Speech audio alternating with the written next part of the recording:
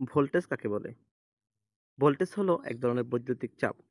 পরিবাহীর অভ্যন্তরীণ থাকা ইলেকট্রন বা ঋণাত্মক কণিকাসমূহকে স্থানচ্যুত করতে যে বল বা চাপের প্রয়োজন হয় তাকে ভোল্টেজ বলে।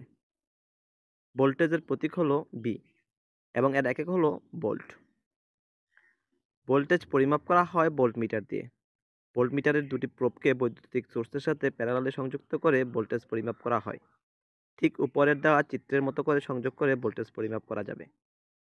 বাংলাদেশের বিদ্যুৎ কেন্দ্রগুলোর উৎপাদিত বা generating voltage 6.5 kV, 10.5 kV, 11 kV এবং 15.75 কেভি।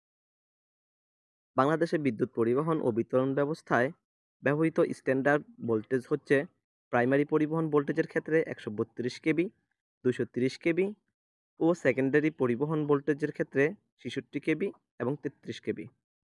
আবার বিতরণ ব্যবস্থার ব্যবহৃত ভোল্টেজ প্রাইমারি ক্ষেত্রে 3.3 কেভি, 6.6 কেভি, 11 কেভি আর সেকেন্ডারি বিতরণ ভোল্টেজের ক্ষেত্রে 400 বা 230 কেভি। বাংলাদেশের সর্বোচ্চ ট্রান্সমিশন ভোল্টেজ 400 কেভি। আমাদের বাসাবাড়িতে বা কলকারখানায় ব্যবহৃত ভোল্টেজ 230 বা সর্বোচ্চ 440 ভোল্ট পর্যন্ত হয়ে থাকে। ভিডিওটি ভালো লাগলে অবশ্যই লাইক করতে বলবেন না এবং কোন বিষয়ের উপরে আবার ভিডিও চান সেই বিষয়টি নিচে কমেন্ট বক্সে কমেন্ট করে জানাতে পারেন।